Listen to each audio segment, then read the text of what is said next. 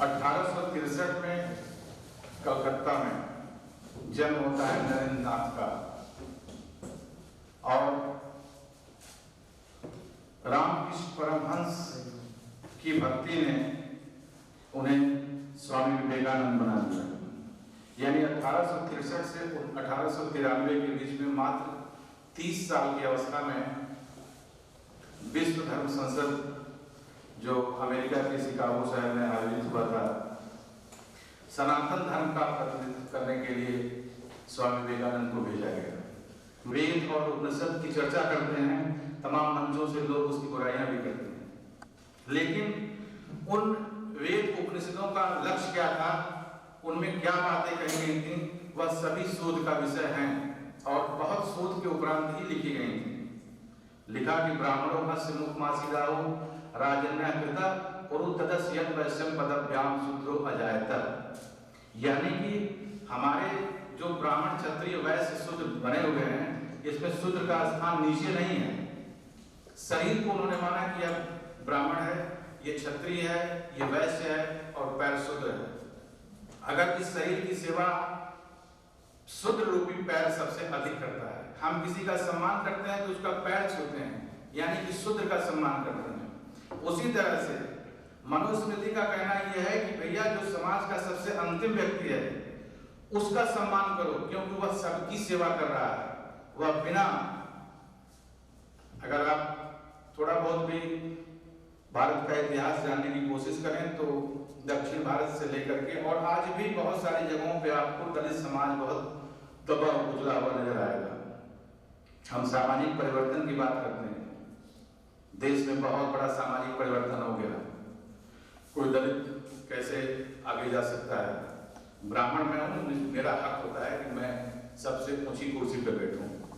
लेकिन स्वामी जी का यह मानना था, जब पंजाब में अकाल पड़ा और वहां के किसी व्यक्ति ने जाकर के स्वामी जी से चर्चा की, उन्हें उम्मीद थी कि वह धर्म के बारे में बताएंगे कि धर्म क्या है, या सांसारिकता से बिल्कुल कोई मतलब नहीं होगा।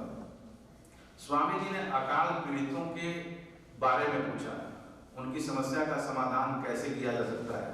जाते समय उस व्यक्ति ने कहा कि मुझे तो उम्मीद ये थी कि आप धर्म और कर्म की बात करेंगे, आप तो मानवता की बात कर रहे हैं। यानी कि 30 वर्षों में या 39 वर्ष की अवस्था में वह देह त्याग किए। मात्र 39 वर्ष की अवस्था में अपने आप को उन्होंने स्थापित किया, सांस्कृतिक रूप से, धार्मिक रूप से और आध्यात्मिक रूप से। We are here to celebrate the birth anniversary of the Swami Vivekananda as a World Youth Day. युवाओं के बारे में चर्चा हो रही है, वो कब पैदा हुए, उनके क्या सिद्धांत थे, क्या विचार थे, वो हमारे विभागाध्यक्ष सर ने आप लोगों के सम्मुख प्रस्तुत कर दिए हैं। बात आती है युवा की, यूथ की, उसकी सोच की, समाज के प्रति उसका दृष्टिकोण, उसकी एनर्जी, उसके सोचने की क्षमता, वो अपनी सोसाइटी को किस तरीके से चेंज कर सकता है, बदल सकता है, एक बेहतर विश्व की, एक बेहतर भारत की वो नींव को रखने में सक्षम है, अपनी सोच से, अपने कार्यों से और अपनी रिसर्च से। उनको जो है एक बेहतर भविष्य उनको देने की पूरी कोशिश करेंगे, अपने जो भी रिसर्च के माध्यम से, जो भी साइंस के माध्यम से है, और उनके साथ इंटरेक्शन लेके अपनी सोच आप लोगों को जो है पॉजिटिव की ओर लानी है।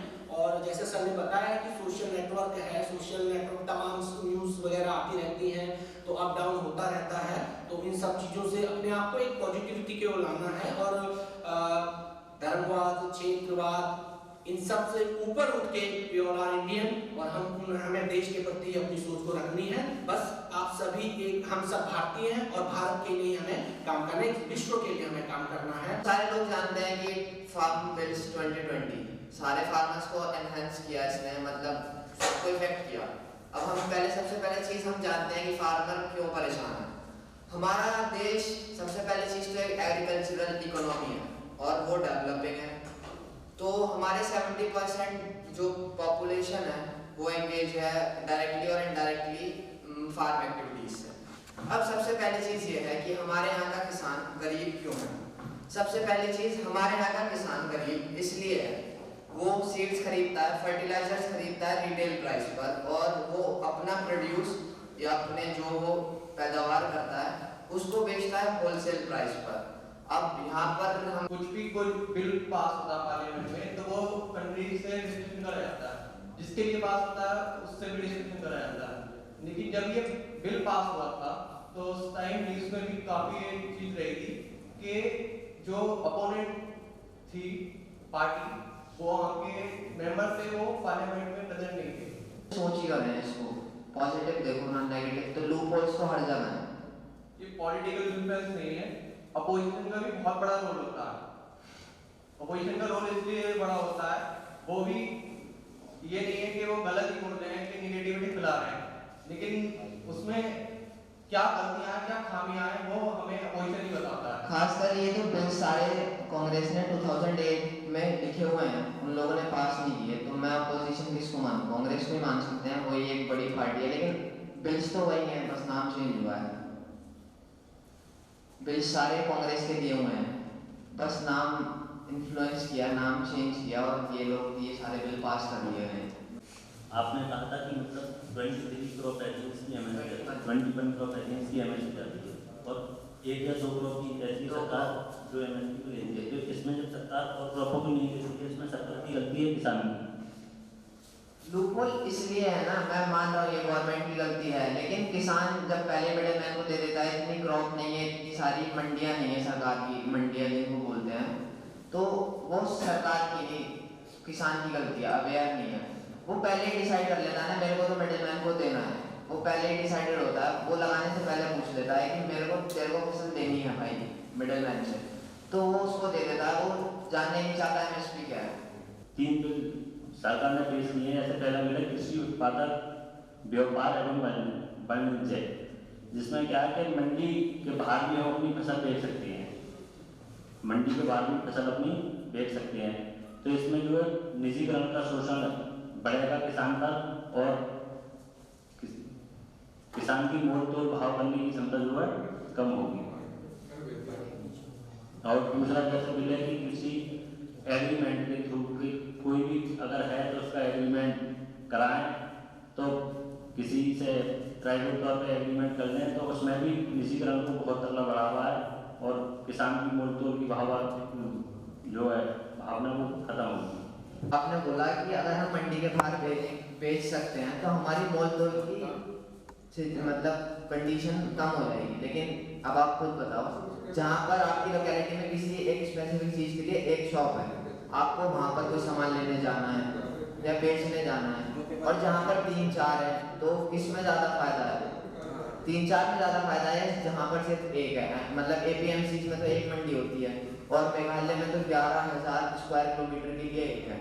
जब मंडी पे होती है, पर मंडी में खरीदने वाले दुकानें बहुत होती हैं। अब मैंने बताया ना, ट्रेडर्स सुबह ही फिक्स कर लेते हैं कि वो इसी भाव पे लेंगे। मैं आप लोग तो जाते होंगे एपीएमसी या नहीं गए, लेकिन वो लोग सुबह ही, उनका सुबह डिस्कशन सबसे पहले आके एक मीटिंग होती है, उसमें वो लोग डिसाइड करते हैं कि किस कम्युनिटी का प्राइस क्या रखना है। तो इस तरीके के डिस्कशन की जो भाग ले जाए वो भी कर सकता है, वो भी सुबह आके डिस्कशन मिडिल मैन का एलिमिनेट हो गया, मिडिल मैन का कट खत्म हो गया, मिडिल मैन को जो पैसे देने थे वो तुम्हारा एक्सक्लूड हो गया। अब तुम डायरेक्ट किसी कंपनी को दे रहे हो या किसी को दे रहे हो जिसको डायरेक्ट कंजप्शन के लिए चाहिए, एपीएमसी से बाहर फायदा है। पहली बात तो वो मिडिल मैन नहीं होती है, अगर उसमें अगर वो कमाई करते हैं तो मंडी से सबसे ज़्यादा फायदा राज्य सरकार को है, राज्य सरकार को मंडी से बहुत बड़ा फायदा है, और अगर वो मिडिल मैन है तो उसका कुछ % राज्य सरकार को जा रहा है, और जो बाहर हैं सरकार का फायदा नहीं देखना, मैं किसान का, आप किसान में फायदा अगर किसान का फायदा देखोगे तो देश का फायदा देखोगे, और देश का फायदा देखोगे तो सरकार का फायदा देखोगे। एक और दूसरा ये एपीएमसी से रिलेटेड मैं एक एग्जांपल देता हूँ, जियो और बीएसएनएल का। आप बीएसएनएल यूज करते हो? नहीं करते ना, तो अब आप मॉडिफाइड बिल्स के लिए या प्राइवेटाइजेशन या कॉन्ट्रैक्ट फार्मिंग के लिए आप क्यों एग्री नहीं कर रहे जब आप बीएसएनएल यूज नहीं करते? बीएसएनएल में इसलिए यूज नहीं करता हूँ, उसका डाटा महंगा है, ठीक है, कॉलिंग महंगी है।